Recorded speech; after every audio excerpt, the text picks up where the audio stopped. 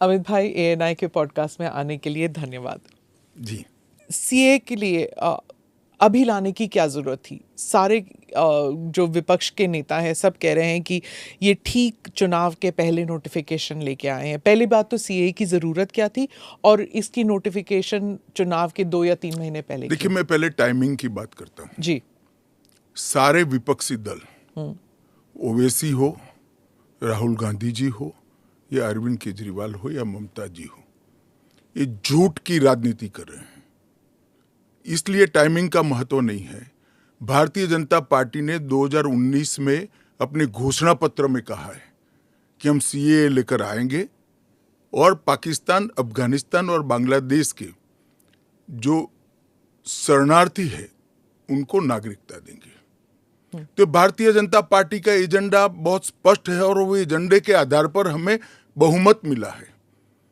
2019 में ही ये बिल संसद के दोनों सदनों ने पार कर दिया।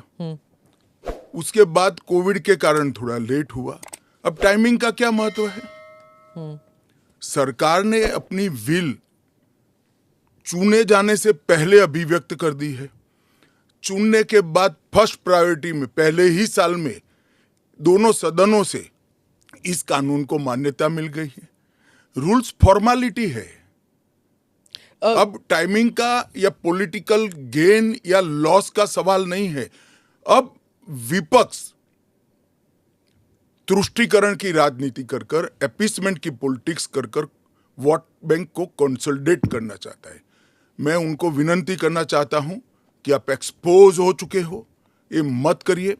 पूरे देश की जनता जानती है कि सीएए इस देश का कानून है और ये 4 साल में मैं कम से कम 41 बार बोला हूं कि ये होगा, चुनाव के पहले होगा। अब क्या मतलब है टाइमिंग का सवाल करने का? तो इतने साल तो हुआ नहीं ना, 2019 के बाद अब हुआ है। स्मिता जी, मुझे एक बात बताइए, wheel of legislator, wheel of government bill से प्रकट होता है या रूल से प्रकट होता है? ऑब्वियसली बिल से। रूल व्यवस्था करता है, जो करने में पहले कोविड के कारण और बाकी सारे पॉलिटिकल इश्यूज के कारण लेट हुआ। मगर कब से नागरिकता मिलेगी? तो 2014 के पहले से। वो थंब रूल वहीं का वहीं है। आज क्या फर्क पड़ गया है बताइए? कोई फर्क नहीं पड़ा है। भारतीय जनता पार्टी को के लिए ये पॉलिटिकल गेन का मुद्दा नहीं है।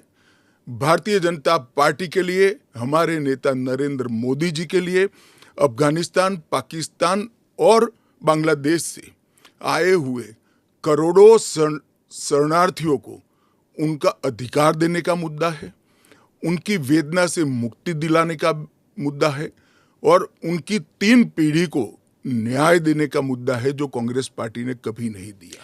आप कह रहे हैं करोड़ों लोग यहाँ आएंगे, लेकिन ये पॉलिटिकल नहीं है, मतलब आपको कोई पॉलिटिकल फायदा नहीं होगा। लेकिन जो विपक्ष है वो कहती है कि आप एक नया वोट बैंक बना रहे हैं, बीजेपी एक नया वोट बैंक बना रही है अपने लिए। देखिए, विपक्ष को और कोई काम नहीं। उन्होंने तो सर्जिकल स्ट्राइक और एयर स्ट्राइक को भी बताया कि आपका पॉलिटिकल फायदा है, तो क्या हम टेररिज्म पर कदम न उठाए? इन्होंने 370 को भी बताया कि ये आपके पॉलिटिकल फायदे के लिए कर रहे हैं। हम 1950 से कह रहे हैं कि हम 370 को हटाएंगे।